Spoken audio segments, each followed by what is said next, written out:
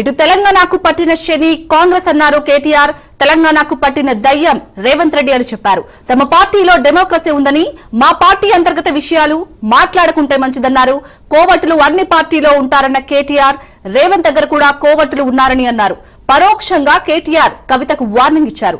Right, ఇటు కేటీఆర్ చేసిన వ్యాఖ్యలకు సంబంధించి పూర్తి డీటెయిల్స్ మా ప్రతినిధి సైదులు అందిస్తారు. సైదులు, ఇప్పుడు కేటీఆర్ పరోక్షంగా కవితకు వార్నింగ్ ఇచ్చారు అనుకోవచ్చు. అంటే ప్రెస్ మీట్ లో నిన్న కవిత చేసిన వ్యాఖ్యలపై స్పందిస్తారనుకున్నాం, కానీ ఇటు ఫస్ట్ కాంగ్రెస్ బీజేపీపై మెయిన్ గా కాంగ్రెస్ ని టార్గెట్ చేసి మాట్లాడారు. బట్ లాస్ట్ లో మాత్రం ఒకటి చెప్పారు, మా పార్టీకి డెమోక్రసీ ఉందని, కానీ అన్ని పార్టీలో కోవట్లు ఉంటారని చెప్పారు. సో దీన్ని ఏ విధంగా చూడాలి కేటీఆర్ చేసిన వ్యాఖ్యలని?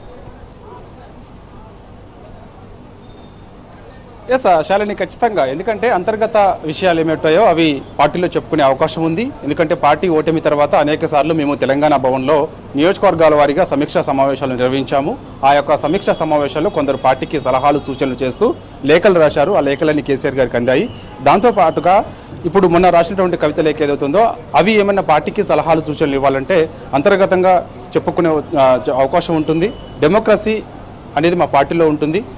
అన్ని పార్టీల్లో కోవట్లు ఉన్నట్టే మా పార్టీలో కూడా కొందరు కోవట్లు ఉండొచ్చేమో, కానీ కొన్ని విషయాలు బయట చెప్పకూడదు అనేది ఆయన చెప్పకనే చెప్పారనుకోవచ్చు. దీన్ని బట్టి చూస్తే కవిత చేసినటువంటి వ్యాఖ్యలు ఏవైతే ఉన్నాయో, ఆమె లేఖ ఏదైతే ఉందో ఆ లేఖ బహిర్గతం కావడం ఒక పక్కన పెడితే, ఆమె నిన్న శంషాబాద్ ఎయిర్పోర్ట్లో ఆమె చేసినటువంటి వ్యాఖ్యలు, ముఖ్యంగా కేసీఆర్ దేవుడు, కేసీఆర్ పక్కన ఉన్నటువంటి వారు దయ్యాలనే వ్యాఖ్యలు ఉన్నాయి కదా, ఆ వ్యాఖ్యలకి సంబంధించి ఖచ్చితంగా మాట్లాడకపోతే బాగుండనేది ఇండైరెక్ట్గా కేటీఆర్ చెప్పినట్టే అని అనుకోవచ్చు. ఎందుకంటే కొన్ని విషయాలు ఏమైనా ఉంటే మాత్రం పార్టీలో నేరుగా నాతో చెప్పుకోవచ్చు, లేదంటే కేసీఆర్తో చెప్పుకోవచ్చు.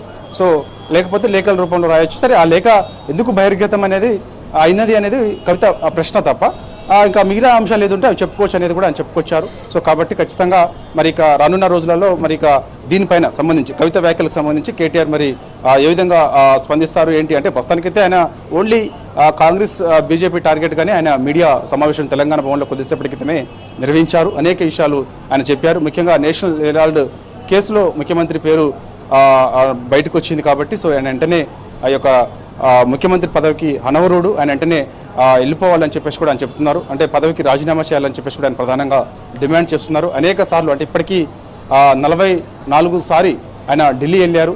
సో ఆయన ఈరోజు కూడా ఢిల్లీ వెళ్తున్నట్టు కూడా మాకైతే సమాచారం అందుతుంది. కాబట్టి ఢిల్లీ వెళ్తే ఆయన మరి అక్కడ ఎవరి కాళ్ళు పట్టుకుంటున్నాడో ఏందనేది కూడా అందరికీ తెలుసు అని చెప్పేసి కూడా ఆయన చెప్తున్నటువంటి పరిస్థితి కనిపిస్తుంది. యంగ్ ఇండియా నా బ్రాండ్, యంగ్ ఇండియా నా బ్రాండ్ అని చెప్పేసి గతంలో ఆయన చెప్పారు. జపాన్ పర్యటనకు ముఖ్యమంత్రి రేవంత్ రెడ్డి వెళ్ళినప్పుడు ఈ యొక్క నేషనల్ హెరాల్డ్ కేసులో A1 A2గా, అంటే సోనియా గాంధీ పేరు A1 A2గా రాహుల్ గాంధీ పేరు బయటకు వచ్చాయి. అప్పుడే అర్థమైపోయింది ఖచ్చితంగా పార్టీలో ఏదో జరుగుతుందని చెప్పేసి కాంగ్రెస్ పార్టీలో.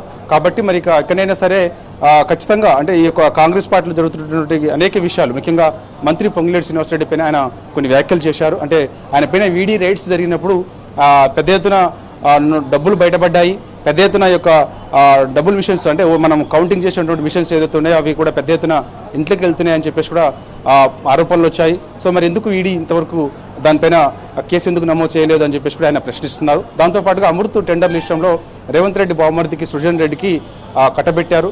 మరి అసలు ఆ కంపెనీ అర్హత లేని కంపెనీకి అమృత టెండర్లు కట్టబెట్టారు. దీనిపైన మరి ఎందుకు కేంద్రం, అంటే బీజేపీ కేంద్రంలో బీజేపీ గవర్నమెంట్ ఉన్నది కాబట్టి ఎందుకు దీనిపైన చర్యలు తీసుకోవడం లేదని చెప్పేసి కూడా ఆయన ప్రశ్నిస్తున్నారు. కాబట్టి అనేక విషయాలు ఆయన ప్రశ్నిస్తూ వస్తున్నారు. ముఖ్యంగా ఈ యొక్క 18 నెలల కాంగ్రెస్ పార్టీ పాలనలో ప్రజావేత్త విధానాలు, ముఖ్యంగా ఇటు మన కంచెగచ్చిబౌలి భూముల విషయంలో కూడా అక్కడ ఉన్నటువంటి కొన్ని 100 ఎకరాల వరకు కూడా కట్టబెట్టారు. ప్రైవేట్ కంపెనీకి కట్టబెట్టారు. 100 కోట్ల రూపాయలు తీసుకొచ్చారు. దీనిపైన ఎందుకు కేంద్రం మౌనంగా ఉంటుందని చెప్పేసి కూడా ఆయన చెప్తూ వస్తున్నారు. కాబట్టి సో ఆయన ఒకవైపు బీజేపీని కాంగ్రెస్ని టార్గెట్గా చేసుకొని కొన్ని ఈ యొక్క మీడియా సమావేశం నిర్వహించారు. కానీ కొంత హాట్ టాపిక్గా మారినటువంటి అంశం ఏదైతే ఉందో అది గత 3 రోజుల నుంచి కూడా తెలంగాణలో కొన్ని హాట్ టాపిక్గా కవిత లేఖ బహిర్గతం కావడం.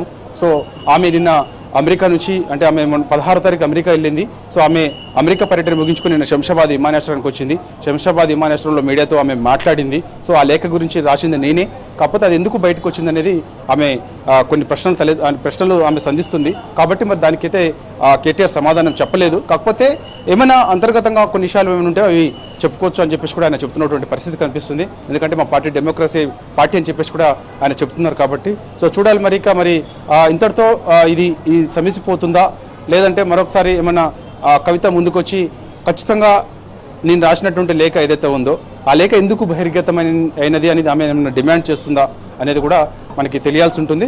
తర్వాత కవిత స్పందన ఏ విధంగా ఉండబోతుంది అనేది కూడా ఉంటుంది. దాన్ని బట్టి ఇక మరోసారి మరి దీనిపైన కేటీఆర్ స్పందిస్తారా లేదని తెలియదు. కానీ సో మొత్తానికైతే మాత్రం ఆయన ఈరోజు నిర్మించినటువంటి ప్రెస్ మీట్ ఏదైతే ఉందో మనం అందరం మొదటి నుంచి కూడా అనుకున్నాం. ఈరోజు తెలంగాణ భవన్లో 11 గంటలకు కేటీఆర్ మీడియా సమావేశం ఖచ్చితంగా కవిత చేసినటువంటి వ్యాఖ్యలు ఏదైతున్నాయో కవిత 6 పేజీల లేఖకు సంబంధించి బహిర్గతమైన తర్వాత అందులో పేర్కొన్నటువంటి అంశాలు ఏదైతే ఉన్నాయో ఆ అంశాలపైన ఖచ్చితంగా కేటీఆర్ స్పందిస్తున్నారు, మాట్లాడుతున్నారు అని చెప్పేసి కూడా అందరూ భావించారు. కానీ ఆయన ఎక్కడ మాట్లాడలేదు. ఓన్లీ కాంగ్రెస్ పార్టీని టార్గెట్గా చేసుకొని బీజేపీ పార్టీని టార్గెట్గా చేసుకొని ఆయన మాట్లాడారు. ఓన్లీ నేషనల్ హెరాల్డ్ కేసు ఏదైతే ఉందో సో ఆ నేషనల్ హెరాల్డ్ కేసులో ముఖ్యమంత్రి రేవంత్ రెడ్డి పేరు తెరపైకి వచ్చింది. కానీ పత్రికలు ఎవరు కూడా రాయడం లేదు, మాకు సపోర్ట్గా ఉండడం లేదు. దీని వెనకాల కొందరు మేనేజ్మెంట్ని వ్యవస్థలను మేనేజ్ చేస్తున్నారని చెప్పేసి కూడా ఆయన సంచలన వ్యాఖ్యలు చేశారు. అంటే రేవంత్ రెడ్డి నేరుగా ఈ యొక్క మీడియా వ్యవస్థలను మేనేజ్ చేస్తున్నాడు అనేది ఆయన చెప్పకనే చెప్పాడని కూడా మనం అనుకోవచ్చు.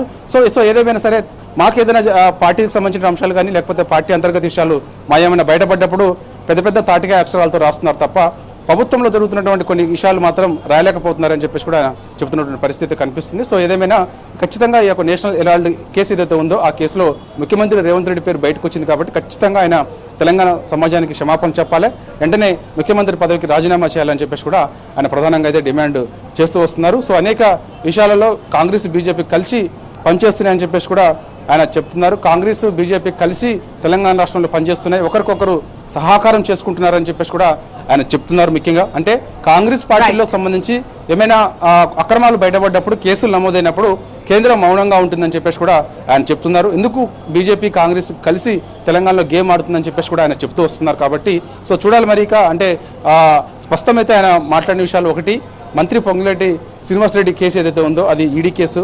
ఆ కేసుకు సంబంధించి ఆయన ఇంతవరకు కేంద్రం ఎందుకు మౌనంగా ఉన్నదనేది ఆయన ఒకటి ప్రశ్నిస్తున్నారు. రెండోది ఈ యొక్క అమృత్ టెండర్లు ఏదైతే విషయం ఉందో అమృత్ టెండర్ల విషయంలో కూడా ఎందుకు ఈ యొక్క రేవంత్ రెడ్డి బామ్మర్ది సుజన్ రెడ్డి పైన కేసు నమోదు చేయాలని చెప్పేసి కూడా ఆయన ప్రశ్నిస్తున్నారు. ఇక మిగిలినది అయితే మాత్రం నేషనల్ హెరాల్డ్ కేసు ఏదైతే ఉందో అది ముఖ్యమంత్రి రేవంత్ రెడ్డి పేరు బయటకు వచ్చినప్పటికీ కూడా ఎందుకు ఆయన మౌనంగా ఉంటున్నారు అని చెప్పేసి కూడా అంటున్నారు. దాంతో పాటుగా ఇక కొన్ని కేసులు కూడా అంటే గతంలో ఈ యొక్క కర్ణాటక నుంచి కూడా కొన్ని కేసులు కాంగ్రెస్ పార్టీ